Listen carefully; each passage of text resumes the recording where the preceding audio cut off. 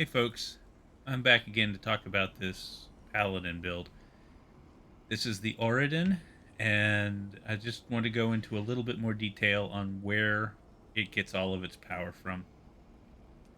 The base of its damage is the Holy Light Aura, primarily the passive, which is a 1 second tick of damage. If you look My here, demons are it says quiet here, 56,000 per tick, which is not mostly. that great, but with the Paladin, most of its power is derived from its passives, which don't kick in until you're outside of a town.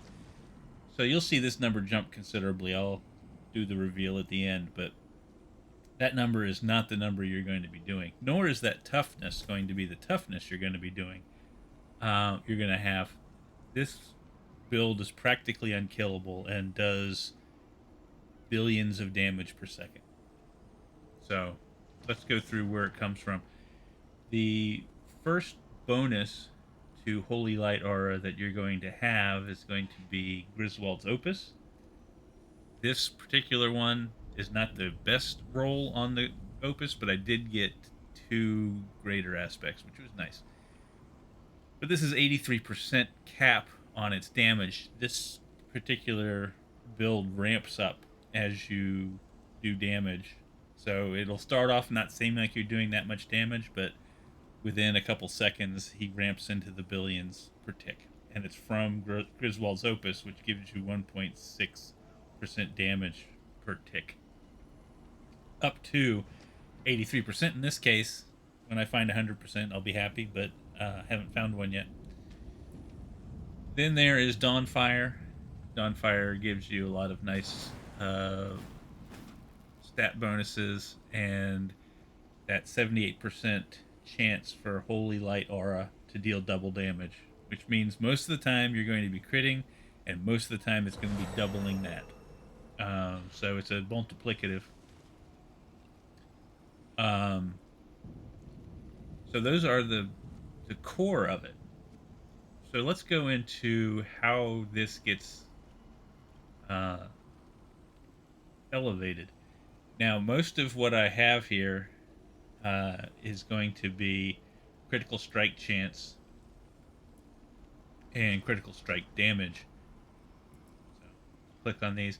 This ring I'm going to change because right now I think the biggest source of my uh, hit, other than that Griswold's Opus is not at maximum, one of the biggest hits to my damage is going to come from the fact that I don't crit every time. So I need to get one more item, which will be this ring.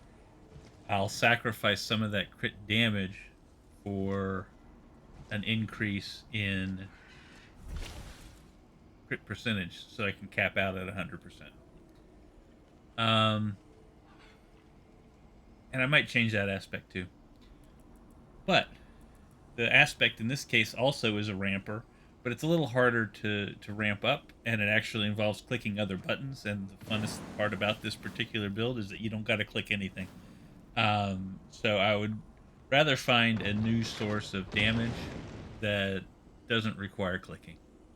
I haven't really thought much about it, but that is ultimately the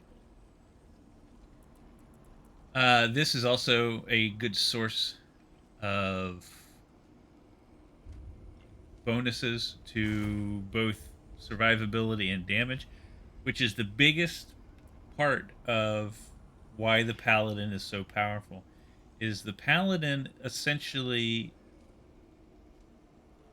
ramps its damage off of its survivability. So the more armor you have, which I'll get into, the more armor you have and the more block you have, the more damage you do. And I'll show you that in a second. But there are several other things I want to show you that regard both the damage and the armor bonus, which I'll go into now.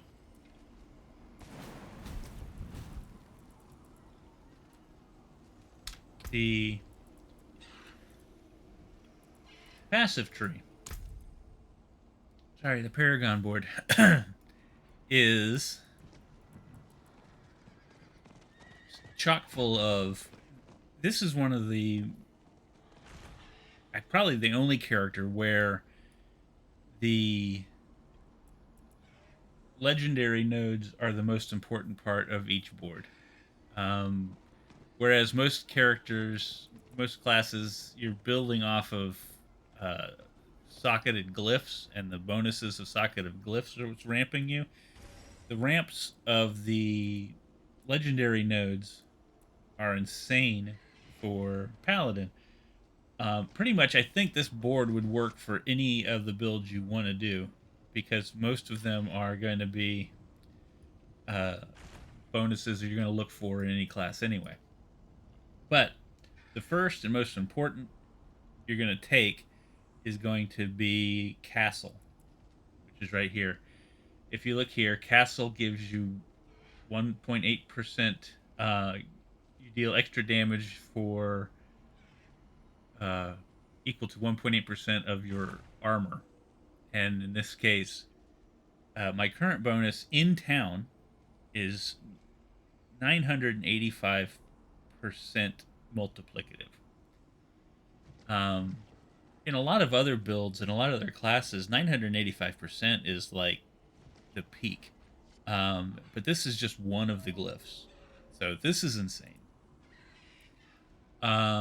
Then we go up here to Shield Bearer. Shield Bearer gives you 110% of your block chance as extra damage. And in this case, it's 108% multiplicative, which is insane. Then we come over here to Endure. Endure is 90% multiplicative, increased damage while fortified. Now, for reasons I'll go into later, he's always going to be fortified, or she, but they're always going to be fortified, so they're always going to get this 90% multiplicative, which is insane. And so then you come down here to Sentencing. Judging an enemy causes them to take 90% more damage from you until they die. So that's another 90% multiplicative. And you are always going to be judging because of how the skills are set up. So everything you hit is just going to be hit like a freight train. So I'll go into, I mean, most of this stuff is going to be, once you understand the build, the glyphs should make pretty much sense. I think I should probably rework some of my glyphs a little bit. But right now, I think Judicator probably can be changed, although it has the best multiplicative bonus. It has 20% non-physical, which I'm doing holy and fire damage, so probably won't change that one. But some of these can be changed. I don't do a lot of vulnerable damage, and I don't actually think I even need this bonus, because 15% reduced physical damage. When you see how the survivability works on this character, I don't know that this is really all that useful. But you know, for right now, it just makes me extra unkillable.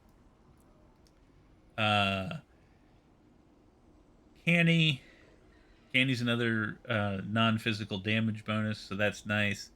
And it has a decent multiplicative added bonus to it. So hold on to that one. Once you get up into the multiplicatives that I have through Castle and all the other, 15% multiplicative is like insane amounts of damage on top. And then Judgment. Judgment I might change out, but it probably doesn't matter. I've taken this guy up to 95 in the pit.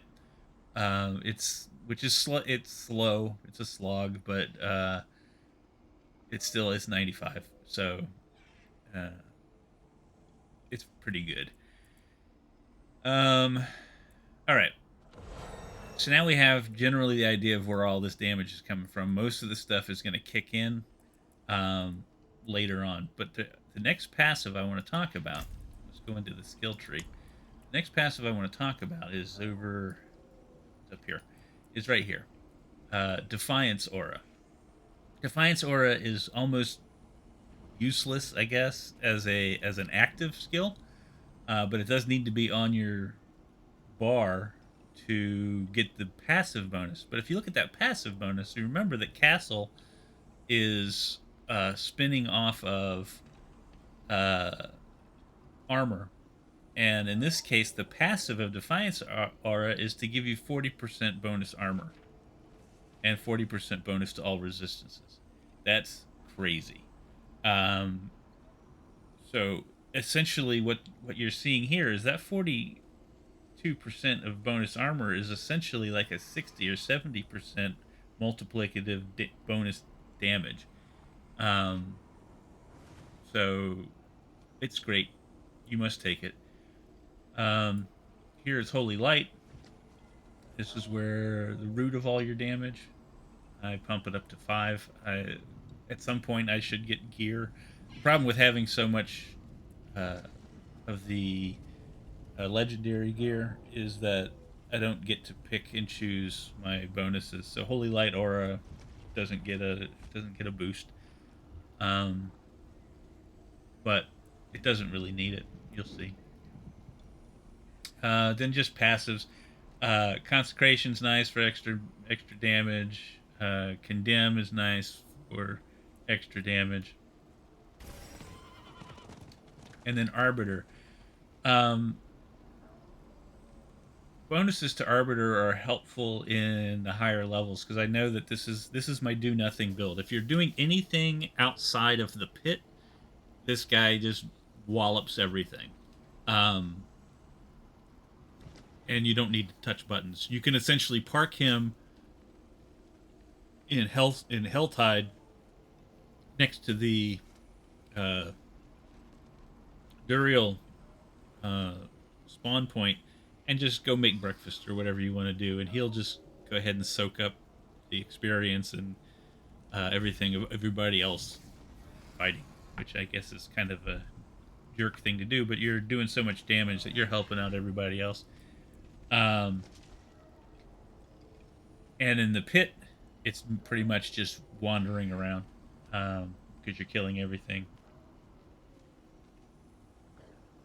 And then I think everybody takes Coat of Arms just because everything. I think everybody kind of just likes the passive bonus, the steady passive bonus rather than the ramping passive bonuses.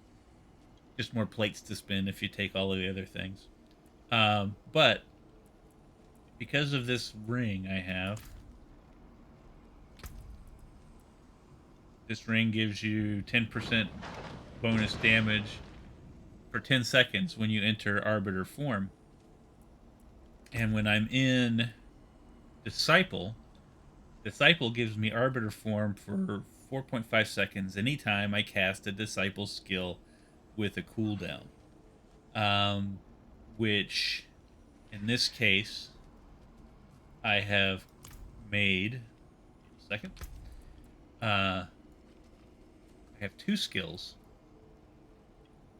The first skill is Falling Star, which has a cooldown and is a Disciple skill, and I take Free Fall, which adds an additional charge, so that essentially every time if I do Free Fall twice within 10 seconds, that's 20% bonus damage. And I generally I don't get up to 10 with this character, but I get up to about 6 Arbiter bonuses from that ring, which is another 100% or so. Oh no, I guess that would be more like 60 or 70% damage, multiplicative bonus. So that's all the damage. Let's go into. Oh, and here's the other one. This condemn also. I took the one additional charge so that I can get 4 going immediately if necessary, but with 10 seconds to go and with the cooldowns as they are, I can ramp, like I said, I can ramp it up to 6 or 7. All right. Now let's talk survivability. Obviously, I've already shown you all of the bonuses for armor, bonuses for block. The give you a quick rundown of the board here, so you can take a look at it. Pause as you like. See the numbers.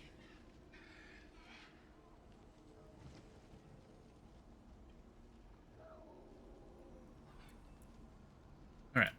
Now survivability. The thing that puzzles me every season. I think they nerfed it in one season only, but the thing that always puzzles me is how underappreciated the temerity pants are. And I know that people love Tibalt's Will. Tibalt's Will is great for that little extra boost to damage, um, but people who have survivability problems should just throw on temerity pants, and I'll show you why. So here's temerity, and as you'll notice, I'll do a pass over all my items so you can see the basic. And I will tell you that obviously I think my boots and my ring need work. But temerity, get yourself a pair of temerity pants. They drop off of Zier, I believe. But don't take my word for it. Just look it up. But the temerity pants have an effect where if you heal beyond 100% health, it will generate 90, whatever your barrier, whatever the number right here is, whatever that number is, 94% in this case. It will generate 94% of your health as a barrier, and there's no cooldown on it. So every time you hit something, if you have, in this case, I have lucky hit that heals me for 348. That's good. I think my lucky hit chance is like around 70%. So I'm healing that. So if I hit something before they hit me, and I'm at 100% health, it heals me above 100%. It generates the barrier. While I'm fighting, I have bonuses, which I swapped out a piece of gear earlier before I started filming this. But if you have life on hit, you just need one really, but you have one life on hit, and that life on hit, every time you proc anything, it's going to generate health, and that health is going to keep that barrier up, and so your barrier stays up forever. The only thing that I can't survive at this point is the waves of Lilith, because I think they're insta-kill anyway. They're billions of damage or whatever. So I can't face tank those, but I don't think there's anything else. Even I think, well, Belial's acid spit will probably take me out too. But those are the only two things. As long as I just do the basics to avoid the waves for Lilith and the spit from Belial, I'm pretty much set. Um, and so yeah, that's the survivability. You get basically all the survivability you need in one piece of gear. So long as you have a way of healing yourself constantly, and like I said, it's as easy as having life on hit on a piece of gear. Um, but temerity, even if you have a good lucky hit chance, temerity itself helps you. It will actually fuel itself. Um, but you don't have to rely on temerity. If you just put in one life on hit, which is 100% chance of healing, it's it's more effective than temerity's help healing. So that's it. That's this guy in a nutshell. I do. I think I might go over here. This is, there we go. This is the piece of gear that I had been using. I've been playing around with ultra high critical chance or ultra high critical damage, and it does do better. But I do think it might. So it's a matter of survivability. In this case, it's a unique. So since it's a unique, I can't really add anything. I can't add anything to it unless I get lucky and got it through sanctifying it. But in this case, he doesn't. He loses the life on hit, which was what was generating uh, my barrier most dependably, and it was also bringing my critical chance to 100%. But I still trying to play around with whether at this point 100% and 800 critical percent is better than 83 and 1400. So at this point, I'm pretty sure that this is better, and I just need to get a ring that has critical hit on it or craft it into a critical hit. I cannot be in the wilderness. And I'll be much better off. But that's all. Let me just show you this in action. I don't want to take your time, so instead of I farm at 90 at this point, so I'll just jump back to 80. Show you how it works. I'll do this without pushing any buttons. I think. I don't know that he needs the arbiter bonuses at 80.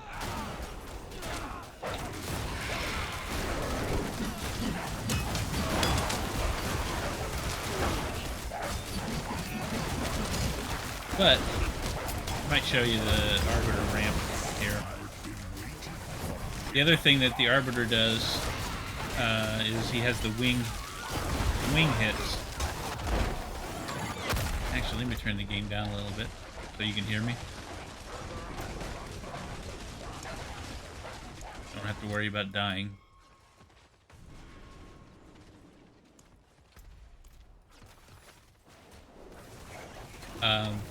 But the arbiter has the wing hits, which add a whole nother level of damage.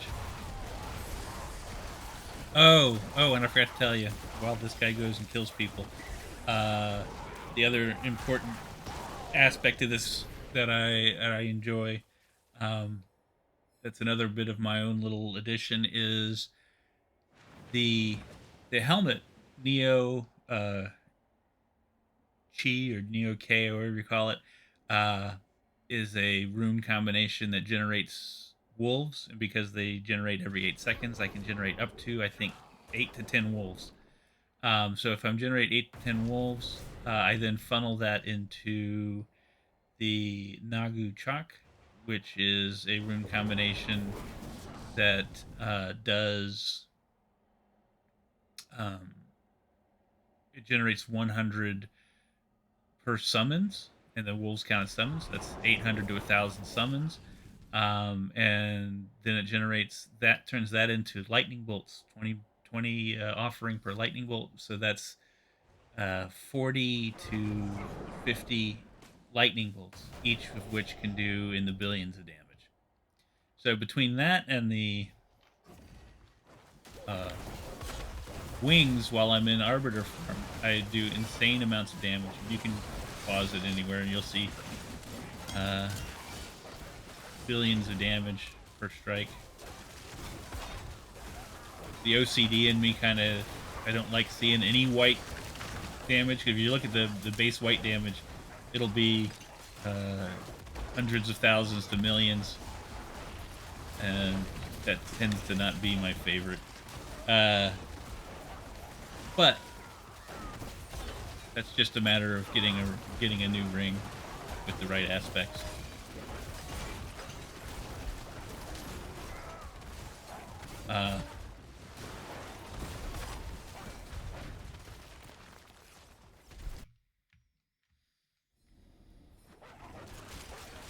Looking for big groups generally to make it go faster. not much point in staying around to defeat the tougher elites when you're just going for kills.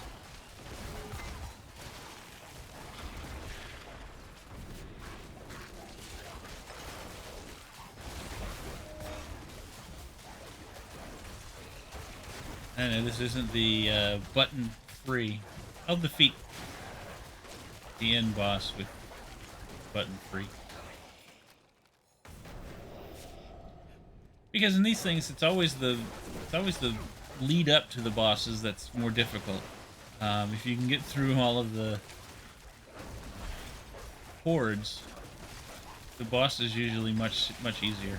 Especially with the lightning bolts added, because those 40 to 50 lightning bolts that I'm dropping every 5 seconds, instead of dropping randomly across the hordes, all of them are dropping right on the head of the boss.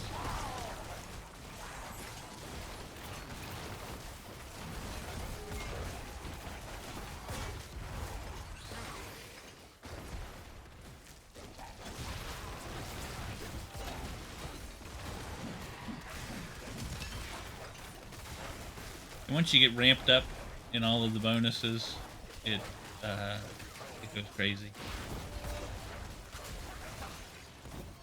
All right, there we go. It's completely button free. I'll just sit here and talk to you while. I don't think there's anything this guy can do that actually causes damage to me. Even in my vulnerable state, he doesn't do damage.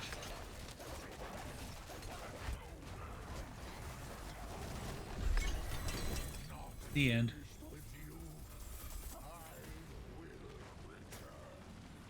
Well, no ring.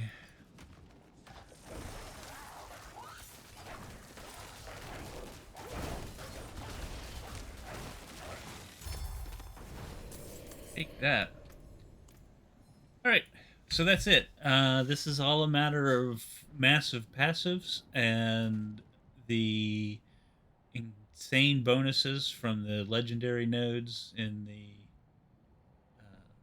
Paragon board all working together. And in this case, for whatever reason, and I thank them, I hope they don't nerf it, but the fact that they have connected survivability feeding DPS is insane. It's like min-maxing on easy mode. All you got to do is add armor to your guy, and the more armor he has, the more damage he does. And that's crazy.